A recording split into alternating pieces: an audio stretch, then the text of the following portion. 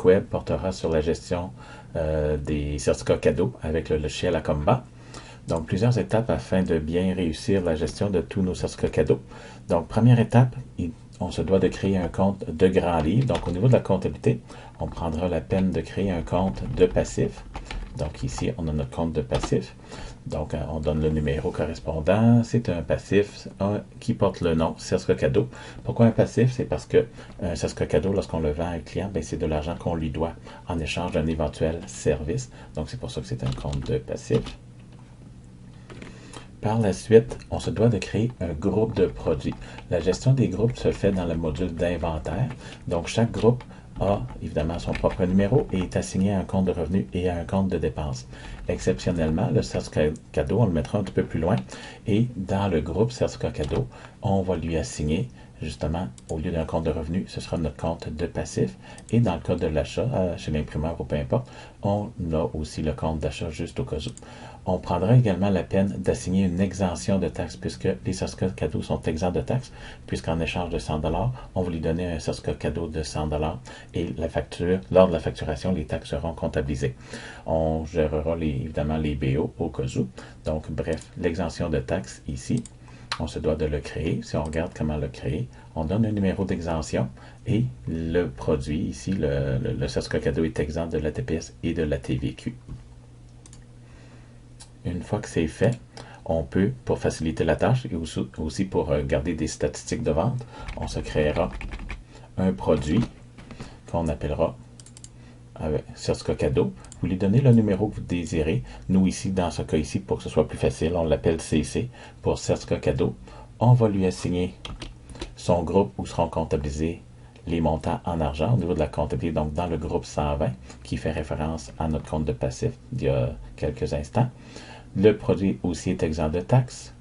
Et si on désire, on peut également gérer les numéros de série, puisque normalement, les certificats cadeaux sont déjà prénumérotés chez l'imprimeur. Donc, on peut rendre la saisie du numéro de série obligatoire lors de la vente et lors de la réception des certificats cadeaux. Tout le reste, plus ou moins utile. Description en anglais s'il y a lieu. Et sinon, le prix également. Dans le cas d'un certificat cadeau qui a un prix fixe, on pourrait mettre un certificat cadeau de 100 $, il n'y a pas de problème. Par contre, si vous avez plusieurs types de certificats cadeaux, c'est-à-dire des certificats cadeaux de 5 $, 10 $, 20 $, 100 $, là, à ce moment-là, il serait peut-être plus d'à propos de le laisser à zéro, puis d'inscrire le montant lorsqu'on va le facturer. Donc, dans la réalité, comment que ça fonctionne, on s'en va dans facturation, c'est-à-dire dans le produit, donc dans l'inventaire produit. On peut évidemment en mettre en inventaire. Donc, plusieurs façons d'en mettre en inventaire. Donc, on peut faire un bon d'achat et en faire la réception, mais on peut aussi plus facilement dire, bon, ben, on va ajouter notre inventaire, c'est-à-dire qu'on reçoit nos certificats cadeaux de la part de notre imprimeur et on va les mettre en stock.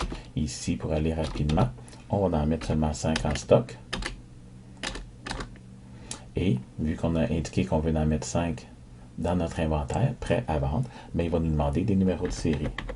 Donc, on en est obligé d'inscrire des numéros de série.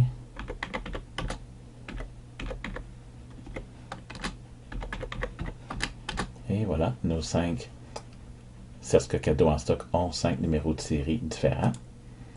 On quitte et on est prêt à facturer nos produits, nos services et à facturer les certificats cadeaux. On va chercher un client. Le client se procure un certificat cadeau. On en a 5 en inventaire. On en vend un à 100 $. Et il va nous demander quel numéro de série qu'on libère pour ce client-là. On va libérer le 1, 2, 3, 4. Et voilà. La vente est enregistrée. Donc, dans notre inventaire, si on va regarder notre produit, certificat cadeau, on en a maintenant 4 en stock. Et ici, on va voir pour la gestion des numéros de série, mais on voit dans la colonne de droite les vendus et dans la colonne de gauche les certificats cadeaux encore disponibles. Lorsque la personne se représente avec le certificat cadeau, elle désire se procurer des produits, des services. Donc, ça peut être un autre client, vu que ça a été un cadeau. Elle va se procurer des produits, des services. Et va nous donner son certificat cadeau qu'elle a reçu. Et le truc, c'est de faire -1. En faisant -1 avec le montant, ben, ça a pour effet de remettre le certificat cadeau dans nos inventaires et de soustraire le montant de la facture du client, qui est le but du jeu. Lorsqu'on en a plusieurs vendus, bien évidemment, on prend en note le numéro de série, donc que le client nous remet, le numéro de série du certificat cadeau qu'il a en main. Donc, c'est le certificat cadeau qui est revenu. Donc, la facture était de 396 plus taxes, moins 100 $. Et voilà, c'est enregistré. Donc, on a reçu le certificat cadeau qui avait été vendu. Et ça, c'est la bonne façon de gérer les certificats cadeaux avec Acomba.